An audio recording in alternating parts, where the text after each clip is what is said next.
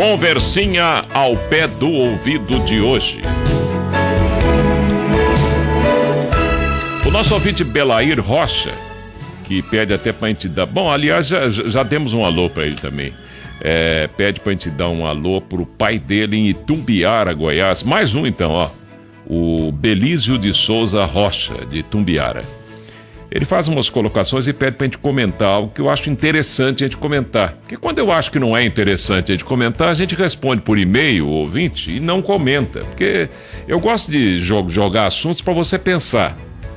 Passado, né? Pirâmides, e movimento não sei o que, movimento não sei o que mais, e não sei, essas tradições, essas coisas tidas como esotéricas. Você quer falar sobre os templários, etc. É melhor você ir no www.google.com.br.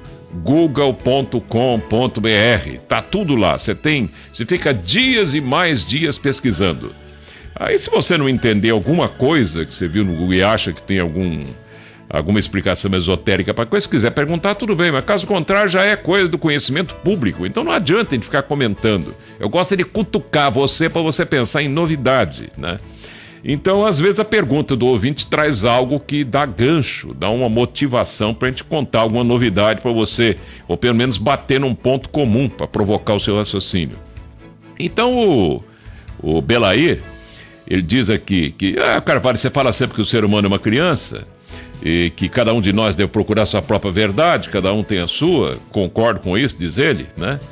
E pouco importa se a pessoa concorda ou não com o que a gente diz aqui, eu não estou aqui para receber concordância de ninguém, eu estou aqui para provocar você para raciocinar.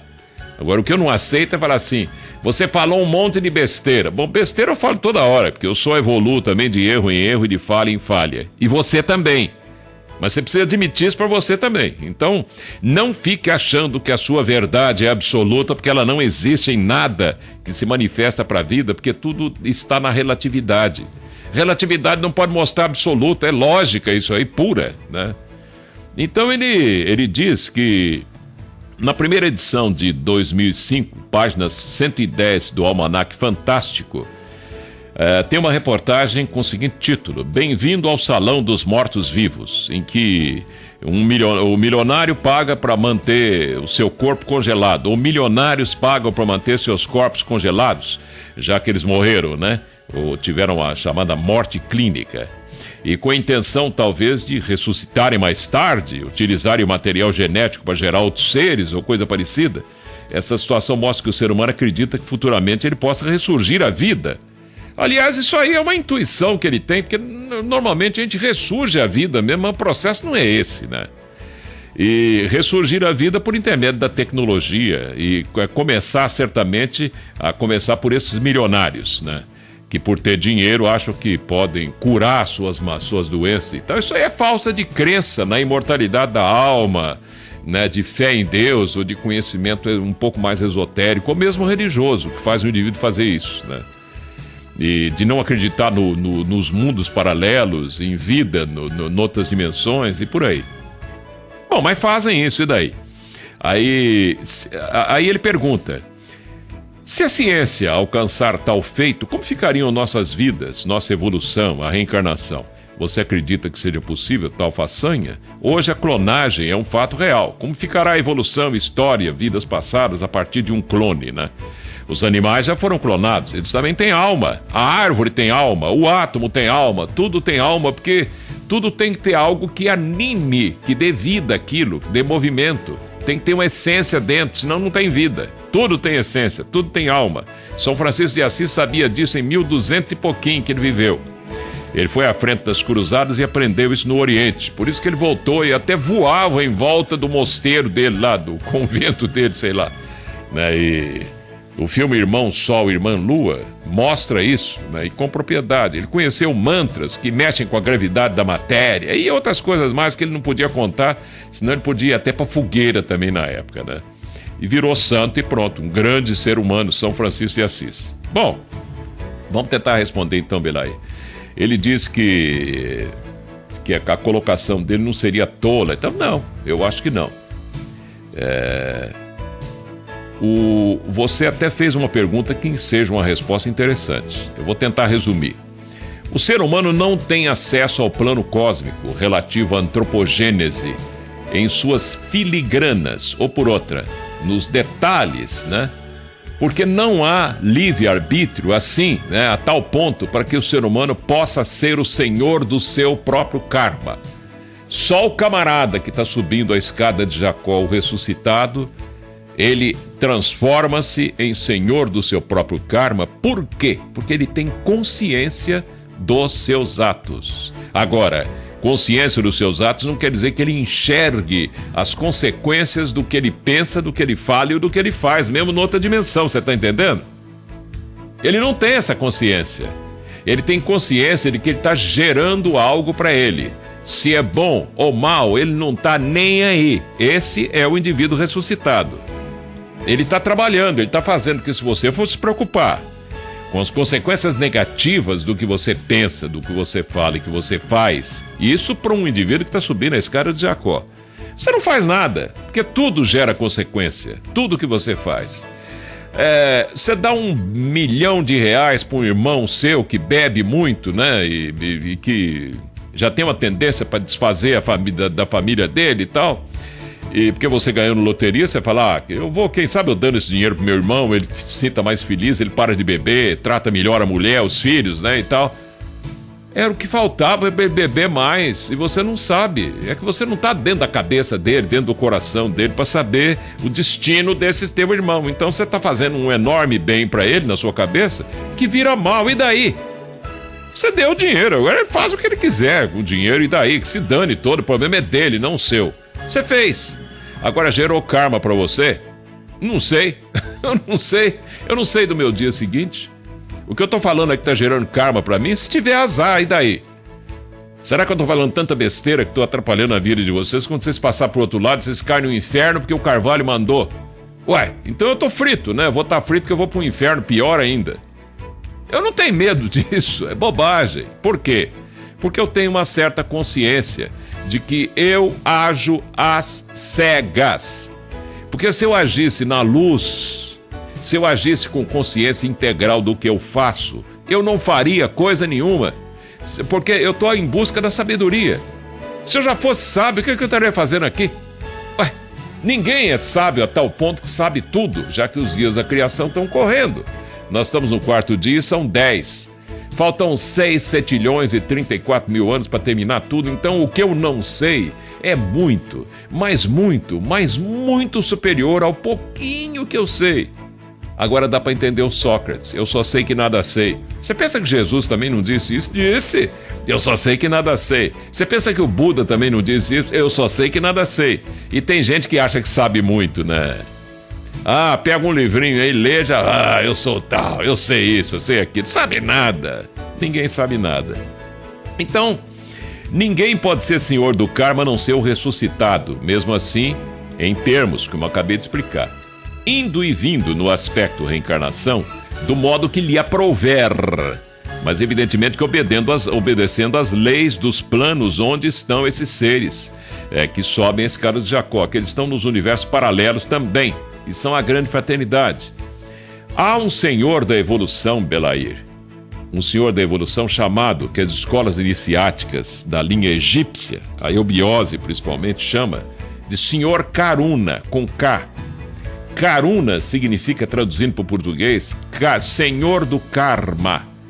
E que com seus milhões e milhões de auxiliares, eles cuidam da roda da vida ou do karma. A roda da vida não gira sem karma negativo e positivo. A maior bobagem que o ser humano pode dizer é fugir do negativo. Não tem jeito de você fugir do negativo. O negativo é um polo, o positivo é outro, né? Você tem que evitar o erro crasso. Você sabe que você está errado. Aí fuja daquilo.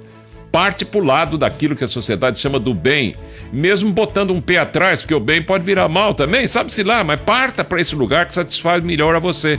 Isso é chamado de estado de consciência, né? Esse senhor do karma e seus 2 pratos, o karma é uma balança, né, com 2 pratos, um positivo e um negativo. E outra, você desalinha tudo, desarmoniza o karma com excesso de bem também. Isso as pessoas não sabem.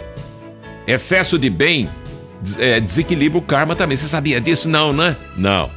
Excesso de mal também desequilibra, né? E karma desequilibrado exige coisas extremadas numa outra encarnação da pessoa e ela não sabe disso. Tem gente que quer acabar com as nidanas ou tendências negativas que estão fixadas no chakra cardíaco nossos, né? Nós temos 12 nidanas e 12 skandhas principais. Skandhas são tendências positivas, nidanas, tendências negativas. Onde é que é a sede do senhor Yama, o senhor da vida e da morte, que também é da iniciação tipo egípcia, antiga, mas só que com caracteres modernos hoje, né? Que hoje em dia não é nada mais de Egito, já passou, acabou, pronto, deixa pra lá, né? Não vamos viver de passado, gente, né? Mas o senhor Yama hoje está no nosso coração, são as tendências negativas e positivas. Tem gente que acha, pode acabar com as nidanas e ficar só com skandhas. Que isso? Você quer acabar com o karma? Quer acabar com a evolução? Sem karma? Não tem. Tem gente que fala, agora na era de aquário o karma vai acabar, vai virar dharma. Que isso? Até os anjos, os Mahashoans, aqueles que representam o supremo arquiteto do universo em cada dia da criação, eles cavam karma para eles. Que é isso, né? O karma existe em todas as dimensões de matéria porque é uma balança. Sem ele a vida não gira, não roda. É que ele é diferente em cada plano de matéria. Aí que tá. Tá percebendo, Belay? Então nós temos também o Senhor da vida e da morte, o Senhor Yama. E morte que, na verdade, é vida, sempre, em outros planos de matéria. Esses dois senhores, Karuna e Yama, se dão muito bem e cuidam de tudo no aspecto reencarnação. Não precisa ficar preocupado com a sua reencarnação, não, que eles dão um jeitinho de pôr você onde você merece. Cada um vai para o lugar que merece. A sala de aula que precisa estar. Se levar pau aqui, dependência e tal, não se preocupe. Nós vamos direitinho, porque é o diretor da escola que põe você lá. É o diretor da escola, não é você ainda. Você está aprendendo, é aluno, é discípulo, né? Apesar que o próprio diretor é discípulo também de uma escola maior, né? Escola da vida é um negócio bem mais profundo do que se possa imaginar, né? Quando eu digo que o ser humano é psicomentalmente infantil, eu volto a insistir, isso não é culpa direta dele. Para com isso, fica se sentindo culpado. Mas apenas e tão somente devido ao momento cósmico evolutivo pelo qual passamos. Volto a insistir, né? Nos 144 mil universos paralelos à tradição teosófica, sendo que em cada um desses universos há estados de consciência diferenciados. No entanto, todos vivem um macro dia da criação, em que tudo que está manifestado é psicomentalmente infantil. Só nos apresentaremos amadurecidos daqui a 1.034.000 anos, quando terminar o dia chamado quinto dia da criação em todos os universos paralelos da tradição teosófica, né? Ou o momento físico-mental abstrato ou manásico de manas, do sânscrito, que significa justamente mental abstrato, ou maná que cai do céu para encarnar ou reencarnar, tanto faz, até vencer a grade curricular estabelecida pelo Ministério da Educação do Rei do Mundo, o Rei Melquisedeque, ou do Deus que podemos tentar compreender por ser o Senhor do bem e do mal, ou do polo negativo e do positivo. Se você quer acabar com o mal, você vai acabar com a face de Melquisedeque, e é ele que manda, não é você, compadre, certo? Ele é o pai do Cristo, do Buda, de todos nós. Portanto, nosso mental é variadíssimo nesse globo terra.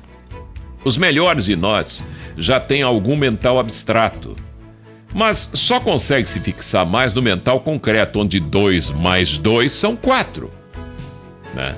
Mas não podem compreender ainda o princípio da quadratura do círculo da escola esotérica pitagórica de 570 a.C., por aí, né?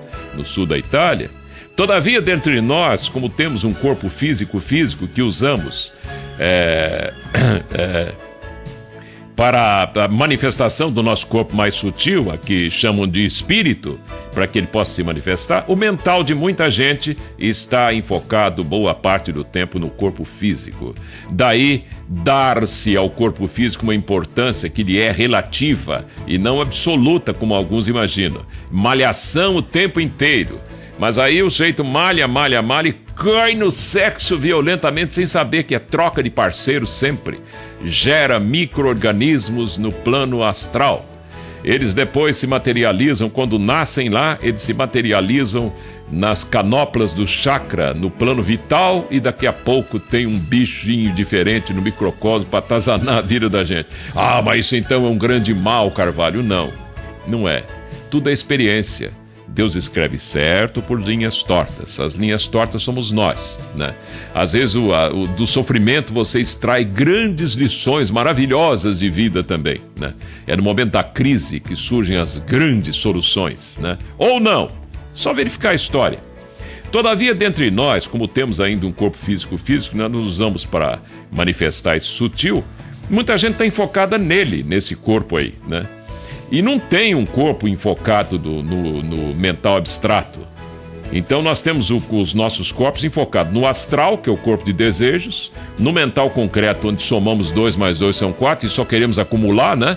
Aí 2 mais 2, 4, 4 mais 4, 8, e vamos 8 bilhões de dólares no banco, ainda é pouco, né, pra gente, quem tem medo, né?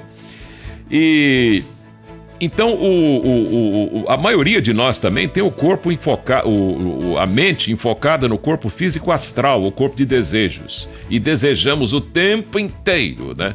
E é esse corpo de desejos que nos permite ficar eretos, é a nossa alma animal, andar, enfim, que o animal também tem, né? Que todos têm, o qual usamos mais para o prazer do que para qualquer outra coisa, do tipo raciocinar. Ninguém quer raciocinar, só quer curtir. Enfim, meu caro Belair, pouco importa se estão congelando corpos físicos. No final das contas, como há grandes, enormes laboratórios em outras dimensões, tudo o que fazemos aqui faz parte de experiências que ainda não podemos compreender. Tudo serve, tudo é útil. O Senhor dos Senhores da evolução visa conseguir corpos cada vez mais duráveis para nós, pois o processo de reencarnação dá um trabalho danado para eles. Na Atlântida não havia reencarnação, mas a vida era outra, era diferente. Está tudo mudando, o globo vai mudando. Ela foi inventada para acelerar a evolução na Terra. Daí veio a ordem: crescei e multiplicai-vos, o rei do mundo, e que todos os enviados dele acabaram falando, né? Crescei e multiplicai-vos, seres da terra, né? Mas agora chegou a hora de dar uma parada, julgar essa turma, fazer uma limpeza e começar tudo de novo, né? Mas como tudo que se apresenta como solução já traz no seu bojo novos problemas, ela virou um problemão, a reencarnação. Eu espero que você tenha compreendido onde é que a gente quer chegar, né? Onde é que a gente deseja chegar. Viu, Belair? Tá tudo certo, Belair. Ah, mas o aborto... Ah, peraí. Se nós achamos que tá tudo errado, nós estamos criticando o rei do mundo, o comandante-geral da evolução. Ele escreve certo, as linhas tortas são por nossa conta. Sem a gente errar, sem a gente dar mancada, sofrer, quebrar a cabeça, nós não evoluímos, o ser humano fica parado, curtindo. Aí é melhor voltar para de onde a gente veio. Fica aquele monte de anjinho cantando louvores a Deus e não ganha experiência nenhuma. Fica aquele um monte de bobão lá voando, para lá, para cá. Ô pai, um beijinho aqui, beija o pé dele. Ele não tem pé, né? Deus para valer mesmo não tem corpo físico, né? Não é antropoformizado. Compreendeu, Belair?